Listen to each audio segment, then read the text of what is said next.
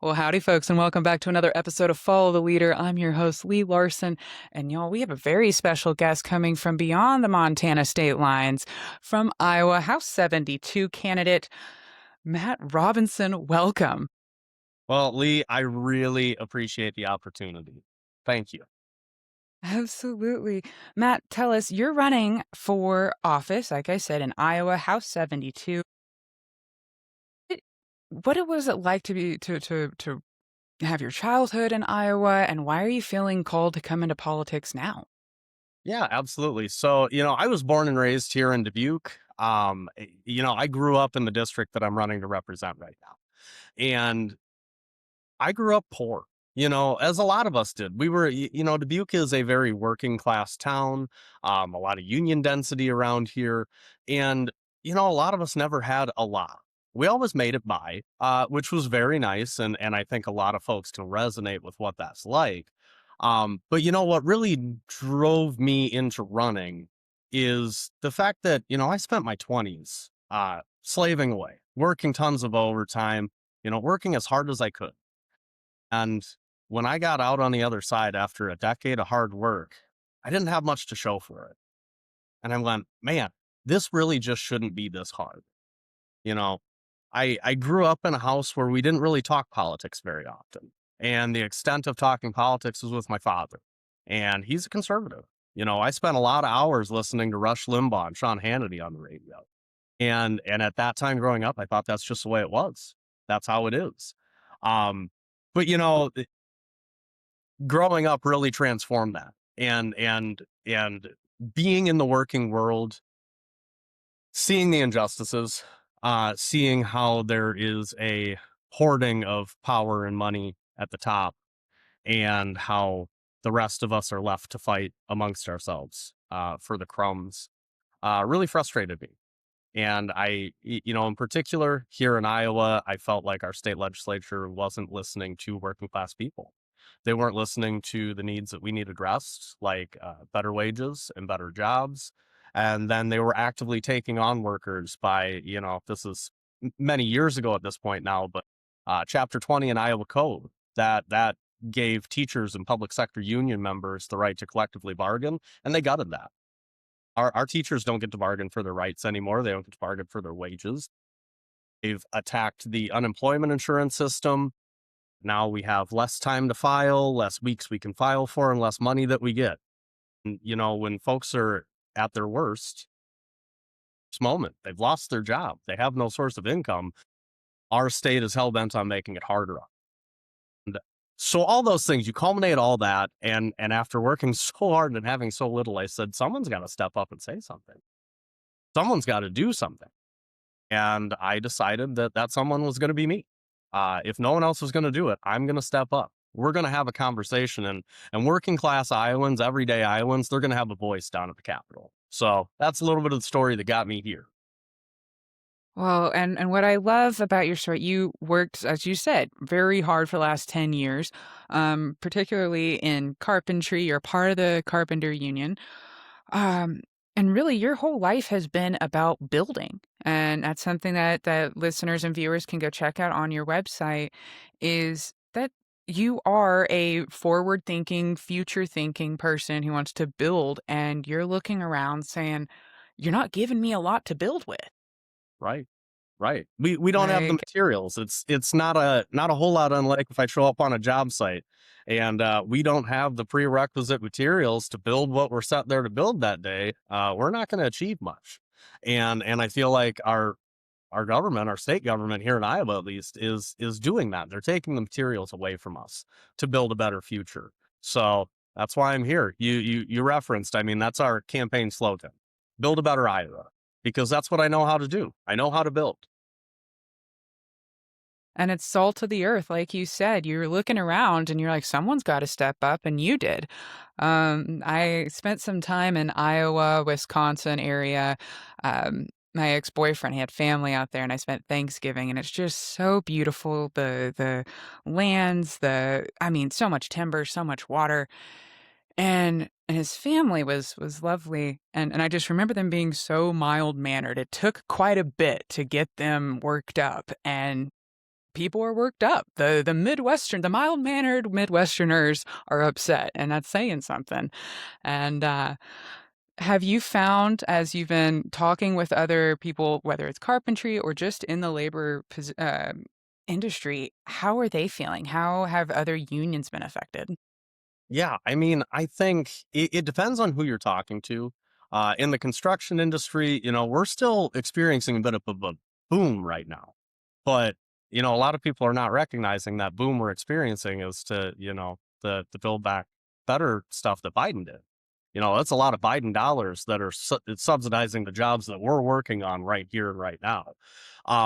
But I do talk to, we got a pretty big UAW presence here in Dubuque. We're not automakers, but we have a John Deere plant.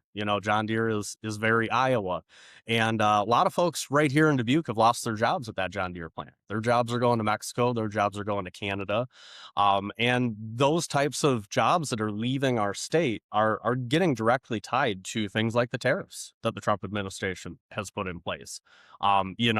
The lack of incentive to have business in this state, it's abhorrent at this point. People are losing their jobs, and we see people leaving Iowa. People understand what's happening. People know that when they cross the border, if you're in the construction industry like I am, when you cross the border into Wisconsin or Illinois, because I'm lucky to live right on the river, you're going to make $10 an hour more. That says it all. What more do you need at that point? We need to transform the way we look at the labor movement in the state of Iowa. We need to do better for workers. Absolutely. When you joined your union, or maybe back up, you've been a part of the carpenter union. What motivated you to join a union versus continue doing it on your own, Yeah, or absolutely. not? That's a great question. So I am a proud member of the United Brotherhood of Carpenters and Joiners, local 678 out of Dubuque. And I'm a pretty new member. I'm only in about my third, I'm about 3.5 years of membership. I'm still an apprentice. I still go to class every now and then and learn the trade. I haven't got my journey card yet. But I joined the carpenters because, like I said, I spent, the better part of a decade and a half, working in the construction industry, working for non-union outfits. We were the only advocates for ourselves. And what I understood is there's strength in there's strength in numbers, and there's power in that unity. And I never really knew. This isn't in Iowa. Unions aren't quite as strong as they are in some other parts of the country. Our union density is not what we'd hope for, at least. But I got the opportunity to actually meet one of the business agents here in Dubuque, and he said, "Hey, if you're looking for a change, get a hold." And so I sat down and we talked, and just learning about things like the benefits, the pension, all the stuff that at that point I'm working for a dollar. That's all I'm doing. I'm working for a wage and a paycheck. I don't have benefits. I was rolling the dice and hoping I didn't get hurt or I didn't end up with any kind of illness because I didn't have health insurance. I had nothing to rely on when I go to retire because you didn't have enough money to set anything aside for retirement. So I'm really thankful to have joined the union because it totally changed my mindset from having a job to having a career and something that I could really fall back on in the future. And moving that forward into the political conversation, I don't think just us union members should have that type of privilege. I think every person in the United States who works a job and works hard and puts their time in should have that same kind of privilege. We should have health insurance. We should have our pensions and our retirement. People should not be worried about having to work until they're dead and hoping that they don't get sick because they don't have health insurance. Absolutely. Well, and it's so costly, and the health insurance covers so little too. So it's like it feels scammy. It's just it's just so overinflated, and at the end of the day, it's hurting citizens' pocketbooks, which is something that you go back to a lot um, in your social media posts on your website. This is very much a financially motivated campaign. Like Yeah. you have a very clear vision, and I really respect that. Um, what has it been like as you've navigated Iowa? Like you said, you were raised red, raised on Limbaugh. What has been the response in your community to you running? Generally pretty good. I get a lot when I'm out on a door. I'll knock on a door and you get talking to someone and they're happy to talk. It's like you said, this mild mannered Midwest, the Iowa nice profile. Everyone's happy to talk. They want to get chit chatting with you. And then, you get into politics and they're like, okay, a little trepidation there at that point. And the most popular question I get is, well, are you a Democrat or a Republican? Or if you're on the Republican door, are you a Republican or are you a Democrat? And I usually like to make people guess because we've been talking about things that are, we're all in agreement on. We're talking about things like water quality. We're talking about better jobs and better wages and, people having better insurance and lower costs for the people. We talk about things that we agree on. And then all of a sudden it comes to a party line. And I just tell them, I say, guess. I want to know what you think at this point. And, 9 times out of 10, they get it right. They know. But what we need to understand is a lot of the times we're, and I hate to use this old, tired out line, we're not as far apart as we think we are. There are a lot of things that we can agree on, and there are a lot of things that we can get done. But I will go back to it all comes back to the corruption and the power and the oligarchs that are controlling the power at the top. And they're not going to allow us to get real work done and do meaningful things for people that matter. Absolutely, and one of the things too with these oligarchs, and you touched on it earlier, but I want to circle back, are these tariffs, right? Yeah. So many materials that either you use or construction or someone in these type industries, a lot of it is not from the United States, and then there's tools and machines that are also not in the United States. Have you heard some concerns of your colleagues about what these tariffs are going to do to their businesses? I mean, not as much. We come from a privileged spot. The guys I work with, we work for a larger, at least for the area, we got about 100 guys, 100 carpenters, commercial construction outfit. Uh, with the rise of prices, we're generally going to hold steady for the most part. But there is a possibility of a downturn. The downside is when you talk about working class people and you talk about, people out on a construction site, union carpenters like myself, more often than not, they're not going to see the effect of this until it's right there in their face. And the problem is it creeps in so slowly with the prices rising over time.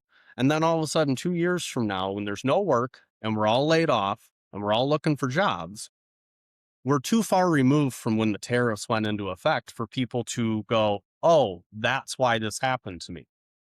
But it is why it's happening. There are so many decisions that get made that impact our lives. I do the best I can. When I'm on a job site, just say, hey guys, you got to open your eyes. You got to understand what's happening around you because, these things will have an effect on us someday. It might not be today. It might not be tomorrow, but we're going to feel it. Absolutely. Well, and like you said, the reason why there is still a boom is because of things that were passed during the previous administration, and so these things do take time, and getting caught up in like the politics of it all, the partisan nature of it all, when Hmm. maybe we should be having conversations where we're making folks guess. That's a brilliant campaign strategy. If they like you and they can't figure it out, it's really cool. Yeah. How Go sorry if I No, I was going to say interrupted it's you. it's just it's fun for me because I mean, folks will be listening to this, but if you happen to be watching it, I I'm a little Republican coded. I usually have a cowboy hat on. I'm wearing my flannels. I got this mustache. I look like what people think a Republican might look like. So when I start talking about things that are right out of the Democratic Socialist playbook, they're like, "Whoa, hold on a second. I like that idea, but I'm not sure about it coming out of your mouth." Right, right, and it's wild too to forget Americans' history, whether it's Iowa or Appalachia or out here in Montana, those unions and bargaining power, um, that's old school Democrat too. That's Hell yeah. that's some of the old blue. Even just thinking about Blair Mountain and all that. Tell me, so you're I had this written down and now I can't see my own handwriting. I apologize. No, you're Um, all right. the other part the other part that I enjoyed when I was in Iowa was, and I mentioned this earlier, was the amazing natural resources you have and just how beautiful it is. Do you get time to spend out in your public lands?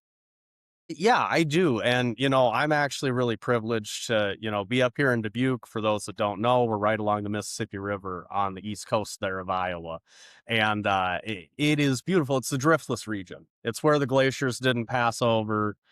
So we have bluffs and we have big hills and we have all kinds of forestry.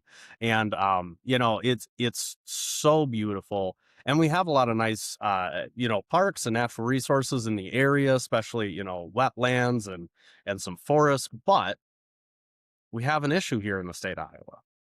We have big ag running completely unchecked in this state, and the closest thing that any majority party has dared to do is to try and incentivize farmers to do the right thing.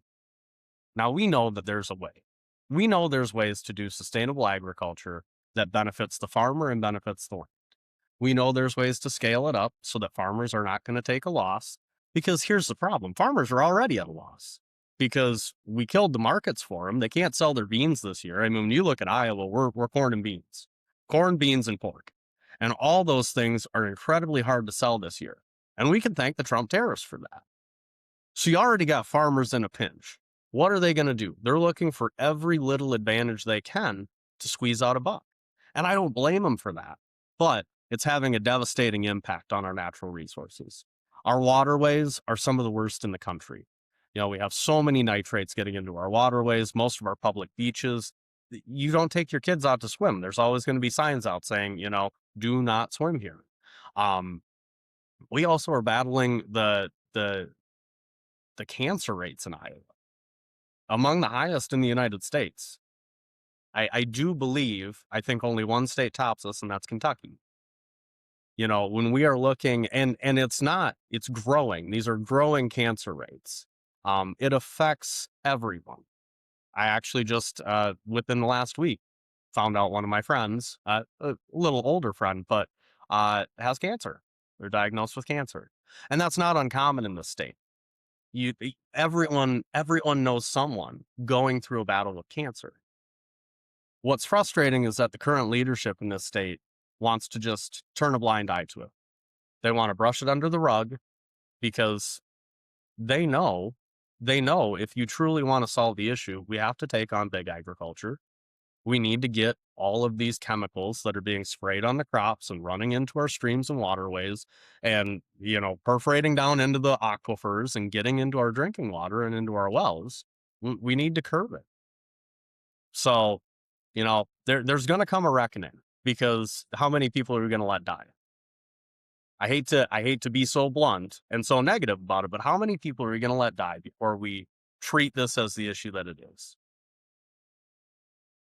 And I'm glad you bring it up because when we talk about, again, going back to that blue and red language and those language divisions, um, I don't want to assume anything, but I went to a Christian conference in Appalachia last spring for myself, and one of the speakers talked about sustainability and how it's biblical, and she used all the scripture to describe it. But she never once said climate change. She never once said, any of those like liberal words she didn't use. She just stuck. And I watched so many people. And then she also reached them by saying, like, when I talk about big ag, or, when I talk about the farming industry and the changes we need to make, I'm not talking about the farmer that knows every head, every name of his Hmm. cattle, right? Like Yeah. that is like the loving, responsible stewardship that we want. That is the small farmer I want to purchase my meat from. Like that connectedness, and big ag takes that from us. It doesn't like, and I want to stress that to the listeners that it's folks in Matt's world, or I know that he's carpentry specifically, but it affects all of us when you start messing with how we eat and our local food and how the treatment of the animals, like there's this whole spiritual component um, that was really beautiful to watch this woman. articulate, but again, that language. And then one by one, I saw all these Appalachian folks kind of like, I didn't think about it that way, but you're right. And I was like, this language thing is a real barrier for us. Yeah. And that's why I'm especially just drawn to your campaign because you're reaching a lot of people. Yeah, and I mean, and that's the point. We want to talk about politics in a way that is a little more unassuming. I want to talk politics in a way that people can digest it. I actually got this from my mom. My mom never really liked talking politics, and I had always been interested my entire life. So when I really geared up over the last handful of years to start getting into politics and running for office, her and I had a lot of conversations. And she finally said, Matt, you know what? I don't mind talking politics with you because I feel like I understand what's going on. I get what you're talking about. I said, well, yeah, because we don't always have to talk about everything in these very lofty terms and talk like we're writing laws and bills. We need to talk about things that people can understand. What do people understand? People are dying because of the chemicals in our water. And there's not a single person, Democrat or Republican, that's pro cancer. Okay. We know that. So how do we figure out the issue? How do we solve that issue? And I think you talked about some really great things too. You know, when we talk about like, I don't want to pinch out the local family farm. You don't see a lot of that in Iowa anymore, unfortunately. I mean, and that's getting into a bigger issue of private equity buying up stock of farmland, housing, you name it. That's a big issue for all of us in terms of affordability. But, you know, especially if we keep it on agriculture, you know, I know plenty of people, especially in this area, right in Dubuque County. They might not be my constituents, but I know them and I know that they practice farming in the best way that they can. You know, they're not trying to harm the land. They care about the land. Like you said, they know their livestock, they know what they're doing. But you don't have that when you have a large private equity company coming in, buying up acres upon acres of land. They are hiring out all this work. They don't care. They're there for the profit. And their profits are killing people in this state. And like you said, it's just becoming more and more difficult to repair you got the right to repair, that's always the conversation that's playing a role. Yes. And then, some other I mean, I did not have, Minneapolis, Minnesota on my bingo card for, like, the big Midwestern city that would take American fame or global fame. But I do wanna kinda ask, what does immigration look like in Iowa, particularly in your world? And what are some of the policies that are helping or hurting Iowans? Yeah. I mean, what immigration looks like in Iowa, it's all over the place. You know, if we didn't have immigration in Iowa, we wouldn't have enough people in this state. We wouldn't be able to fill the jobs. I mean, you look at a state that is full of construction and agriculture jobs. Actually, flip flop that agriculture and construction. Agriculture takes number one in this state. And, you know, who are we hiring? We're hiring the folks that are coming in from outside of this country to, you know, work in the fields, work in the slaughterhouses, work, you know, on the factory floors. And, you know, we got a lot of meat processing in the area. Um, Without those immigrants, we wouldn't have enough people to fill the jobs. Just plain and simple. It's not a matter of who wants to do the jobs, who's qualified to do the jobs. We just wouldn't have the bodies. So we do. We have a lot of pockets across the state where, you know, the density of immigration is a lot higher. Typically going to be surrounded by or surrounding meat packing plants, you know, big agricultural operations. And, you know, I think everyone's on edge right now. You know, we all saw what happened up in Minnesota. We don't want that to happen in our state. And I think I'd be able to go as far to say I can speak for a good majority of people, Democrats, Republicans, and independents alike. They understand the importance of the folks doing these jobs in this state. You know, whether it's the person that's turning over the bed in your hotel room when you're out of town working, or whether it's the person serving you food or working in that meat packing. We know the importance of these people in our community. Um, we don't want to see them leave. I think folks want to see legal immigration. They want to see a pathway to citizenship. And, you know, this is the type of stuff that I can't handle as a state legislator. You're going to have to talk to Congress about that one. But, we Uh, also do have moments in our state legislature right now. There's a bill working through to make sure that Iowa police forces are working with ICE when ICE comes into the localities, demanding that the police have to cooperate with ICE. And, for being a bit of a red state, I don't think there was a lot of popularity amongst the people for that bill. We had a lot of cities immediately come out and say, you can pass the bill, but we're not going to do it. Cities came together at their local board meetings, their local city council meetings, and said, we're not going to do that. Because I think overall, it's the Midwest. We care about our neighbors. We care about the people around us, and we know these people are our neighbors, and we're going to fight for them too. yeah, absolutely. Absolutely, and that is exactly the kind of vibe I felt when I was there, a few years ago, was just you coulda ran around and delivered, cakes or desserts to anybody, and it would've you "Come on in." Like, Yeah. it's Yep. just a neighborly place, and because you said that you don't have the bodies, that rural population or that scarce population, it pushes folks to really consider what's important. Are we gonna sit here and do a bunch of racial, gender stuff, or are we gonna get the job done? Like, Yeah.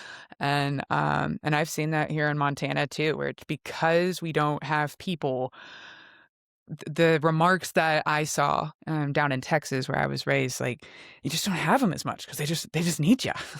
Yeah. Um, Yeah. so thank you for We're that. we're in the same spot. I just had a conversation recently. Again, Iowa legislature in full swing. The Iowa legislature convenes the first 4 months out of the year. I know every state does it a little bit different. So right now we're in full swing for the legislature in Iowa, and we have the same thing. We have these bills that are going to harm the workforce. They're going to harm having people in our state because they're currently trying to they have a bill that's going to eliminate affirmative action in this state. Now, that sends a signal. I don't know how people can't get through their head. That sends a signal to anyone that thinks about moving to this state, that thinks about growing up in this state and continuing to live in this state. We don't value diversity. We don't value you. We don't value anything. We value only the people we care about. We value profits over people. Um, and that's hurtful and it's harmful. And when we're already in the condition in this state where we have more people leaving than we have coming to the state, I just don't think that's the right direction. I think we have to take a different tone. We want people here and we have a lot to offer. Iowa's a beautiful state. It is, and, like, as we've talked about, it is so beautiful, it's rural. What does it look like affordability-wise? I know you're saying you're watching people leave for work and things, but, I mean, how is it changing family planning even? I can tell you, I'm 32 years old. A lot of folks my age not having kids because we're already fighting just to get by ourselves. And a lot of people I talk to that say, "Yeah, I'm not thinking about kids because I can barely afford to take care of myself. I can't bring someone else into this." And it does. It's hard for me to believe because I know in Iowa we're pretty lucky in terms of cost of living. We have some of the best, cost of living uh, rates in the country in terms of your per capita per dollar type thing, and but we're still struggling. So I can only imagine what it's like in other places. Because yeah, I don't know a whole lot of people that come from the working class at least, come from that, maybe a little poor, little poverty in the upbringing, been working your whole life. I don't know a lot of folks that are really breaking through and succeeding at this point in this economy. I make roughly $55,000 a year as a union carpenter. And I was talking with some folks in the area, and we pretty much came to the agreement that that's really kind of the bare minimum right now. So it blows our mind that there's a lot of people that are making a lot less than that because really at 55K, you have enough to provide for yourself. You pay your bills, you keep the roof over your head, you have some food on the table, but you don't have frills. You don't get to go to that concert you want to go to. You don't get to go to a sporting event. You that's pretty tight. And it's a shame that people are working so hard and they can't enjoy life. But beyond that, Lee, I gotta say, it's not just that. I also know people that are working 2 to 3 jobs fighting to just even get by that. Folks that are working for close to a minimum wage, which is 7.25 an hour here in Iowa, how do you survive? You don't. You have to work a second job. You have to work a third job. And if you have a family to provide for it, you just have no choice. You work your entire life away. As the most advanced nation in the world, we can do better than that. Absolutely, and it does. It can be so frustrating. Like, how are we supposed to be the wealthiest? We're supposed to be the leaders, and yet the people are just suffering so much. When, you talked about being 32, like, I'm very thankful to hear of more politicians who are talking exactly that. I'm 32 and I can't afford kids. I wanna, and that's needs to be said. It needs to be, reflected in our leadership, having that mindset, because for so long, especially like you say on your website, like, wealthier folks are calling the shots and creating a world that Americans can't afford. They're talking about family comes first. Well, yeah, we do love our families, but we can't afford it. How about a job comes first? And like, and that's something I've really been paying attention to, kind of in the national conversation is this emphasis on family, but so few people can get there financially. Yeah, I mean, it just there's so much emphasis on family, but Did we cut there's out? so much. Oh, am I cutting out here? Sorry about that. Um, there's Yeah, so if you could much. start over. Sorry, I didn't hear you for a Yeah, second. no, that's okay. There's so much emphasis on family, but what there is also is so much tone deafness on what a family looks like. Because they always look at this family as this very nuclear structure, and it's a mom and it's dad and it's the kids. And I'm not even going to get into LGBTQ and all that other stuff, although I'm happy to talk about it. But what I want to talk about is they just don't think about what it looks like when you have a non-traditional family. Because where I grew up, we didn't have a lot. And mom and dad got divorced, and dad had trouble keeping a job because dad was an alcoholic. So what did I do? I worked my ass off to make sure that we had a roof over our head. I spent the better part of my 20s not squirreling away money and saving for myself, but giving money over and handing it over to my dad to make sure that he could keep the house, make sure he could keep the lights on, make sure he was provided for. They don't think about this stuff. And that's really why I'm running. We lack perspective in our government. We lack people with lived experience and perspective of what it looks like outside of that little box that they form down in the state legislature. Because there's a lot of people with lived experiences. They don't have to be exactly like mine, but they understand what it's like to either have to provide for a family member, provide for a parent, take care of someone else, have to put someone else first in your life, work very hard, work your tail out, and not get ahead. And nothing pisses me off more than when I hear Republicans say, well, pull yourself up by the bootstraps, quit buying avocado toast. Kiss my rear. You guys nailed my And boots to that's the floor. nailed them.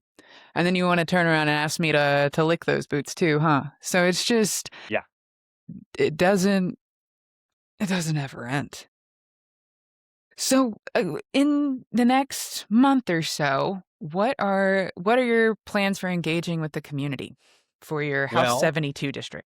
yeah, I mean, in the next month or so, we're gonna do what we can. But as you know, you're in Montana and I'm here in Iowa. It's pretty cold this time of the year. We're getting a little warm spell here, so I'm doing my best to get out on some doors while I can while it's warm. But I know the snow's still coming back for us. We're not out of it yet. This is our false spring. But we put a big emphasis on knocking doors. You will never get a better conversation than meeting a person where they're at. And that doesn't mean physically where they're at, although it helps when you're right there on their doorstep, but you go there and you level with them. on their field, on their playing ground, and you talk to them about what's important to them. So, that is a number one. The key for this campaign is we try and knock as many doors as we can in this district. Talk to as many people as we can. We have a couple events planned. We're working on getting some listening posts put together so people can come to us if they'd like. A couple community events, more fundraiser and rally type, just to kind of get the energy up and going. Because we know that once the ground thaws here, we're off and running. We have a big fight against us. We didn't really talk a lot about the race, but this seat is a seat that was long held by Democrats, and it flipped in 2024. And it flipped because we had a lot of outside groups that came in and invested in this race. Americans for Prosperity and the state Republican Party came in to the tune of almost $500,000, and they bought the seat. Uh, so we know we're up against a big challenge. We know we're not going to be able to fundraise in that capability. We're going to do our best to keep up with them. But at the end of the day, the one thing we can do is get on the ground and we can outwork them. So that's maybe not exactly what the next month looks like, but I got 10 months of door knocking and community engagement ahead of me. Yeah. Well, and that's a great point. I mean, you talk about how you were coming for basically an empty suit that cost a pretty penny, half million, and you are. And but we're seeing a lot of hope across the country. I mean, I'm from Texas originally. I just saw 2 Texas seats. What? Yeah. Um, one of those seats, by the way, was where a significant number of Jan 6 riders came from. So I was like, this is huge. And I think it's gonna be folks like you, that keep going back to these economic issues that can transcend the political divide. And really, I hope that, as your campaign continues to unfold, that you record some of those conversations so that others Mhm. can learn from you because it's inspiring. I even seen the way you've handled some comments on social media, and I'm like, he's moving, y'all. Like, watch this." Well, you got to be So careful. I get a little petty sometimes, but no, seriously though. Thank you. I mean, I appreciate that. I always tell people I'm nothing special. I'm not a politician. I'm an American first. I'm an Iowan. I care about people. I care about my friends. I care about my neighbors. I always tell everybody I'm just a guy. I'm just a guy trying to make a difference. And that's really all it boils down to. Well, it's a good point, and then when you talk about being just a guy, a big concern that folks have is that people run for politics just to stay in it and make it a new career. Is that something you're looking to do in the long term? Well, I mean, what people don't realize is that in the Iowa legislature, we don't get paid jack squat. So Iowa legislators are paid $25,000 a year, which isn't nothing, but it's not enough to sustain. So I am going to be the type of legislator that's going to have to come back in the summertime, and I'll be swinging a hammer and pouring concrete and working with the old crew because I still got to make some money to fill out the rest of my year. And that's part of the problem though too. Like we laugh about it, but that's also why the Iowa legislature, and you see this a lot in other states, are comprised of retirees, business owners, doctors, lawyers, the folks that can afford to have a low paying job to go serve in the legislature. It's not a financial hit for them. For me, I've had a lot of people say, "How are you even going to do it?" And I said, "I don't know. I'm going to figure out when I get there. I know I can't live off of a legislator's salary. I'll probably be working off the union bench in the summers and, do what I can, still be in touch with my constituents. But, we're going to be a man of the people. We're still going to be out there being a union carpenter in the summer. And I don't know, in my opinion, there's no better way to stay connected with your community than being there, working there side by side with them. But yeah, this, God willing, if I can make a career out of it, great, but I'm not going to be making a lot of money off of it. I'll tell you that. Amen, and absolutely right. It's a very serious, and it's something we struggle here with. I mean, here in Montana, we got seats bought out to our senator and our governor, not even from here, corporate all the way, just Sure. planted kind of thing. Yep. So totally know what that's like to feel like you don't know jack. You don't know what the real world is, and you haven't. Um, it's, uh it's messy, but at the same time, it would be so beautiful, just karmic justice if you when you get elected, you bring in some union guys and maybe y'all fix the Capitol or something. You fix a room as, like, a symbolic gesture that the unions are back. I just wanna see that. There's a lot of people desperate to feel like, hey, they need a hero, someone like you. I know that you say, "You're just a guy, I'm just your average Joe." But, Yeah. like, for a lot of people, like, you're representing something bigger, that there is someone who will advocate, and I really wanna thank you for that, and I'm sure a lot of, your voters and followers also see that with you too. For people who feel really inspired by your message today, how can they volunteer, donate, or learn more about your campaign? Yeah, absolutely. Thanks for asking. Uh, First thing you can do, you can go to www.buildabetteriowa.com. That's the campaign website. That's the best way to find everything related to the campaign.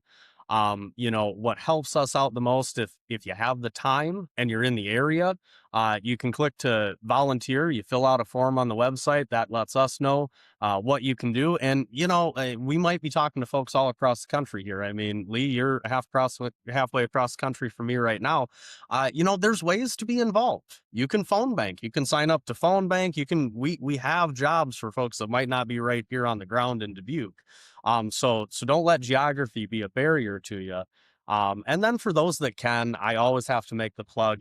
I wish we could run campaigns on hopes and dreams because we'd have a hell of a good one, but dollars fuel campaigns. So if anyone is able to, you can always click to donate on the website there too. Even $5 goes a long way. $5 buys a yard sign, and we get to put a yard sign out and show some support in the community. So those are really great ways. Otherwise, follow all the socials. You can find me at Matt Robinson for Iowa. Pretty much on all the socials: Facebook, Instagram, TikTok. Follow, like, give me all the love so that we can get this message out to more people. That is eventually the goal. At the end of the day, we want this message to go to more people. We want more people to feel empowered to be active in this cycle. We want more people to feel like they're listened to and they're heard, and they can be a part of this movement. Absolutely. And that's exactly I mean, like you talk about, seeing yourself in you, being a part of the people. Here you are, you're wearing the hat, the camo hat, you're wearing the flannel. Online, you got the cowboy hat. Like, you walk the walk. You're of the people, and, Yeah. I sure hope that, Iowa shows up for you because you're doing it. Well, we're gonna fight really hard. We're not going down without a little bit of a tussle here. Well, I know we appreciate you, and again, you're giving hope to folks across the country, and who are seeing themselves in not only you as the leader, but also your community. There's a lot of people who are union folks that watch this. Just thank you.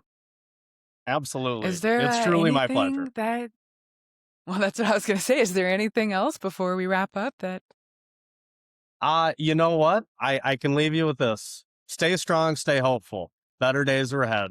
I wouldn't be doing this if I didn't think we could fix it. Amen. Amen. Well, Matt Robinson from Iowa House 72. That's it. 72 folks, Iowa. One. Y'all got to check him out. Go over and Matt Robinson for Iowa on his socials is also his website. Um, that's another episode of Follow the Leader. Again, Matt Robinson, thank you for joining us. Thank you. Absolutely. Folks, make sure you like, comment, and subscribe. What do you think about this? What do you think? Matt Robinson out of Iowa. Alrighty, folks, I'll see y'all next time on Follow the Leader. Bye bye.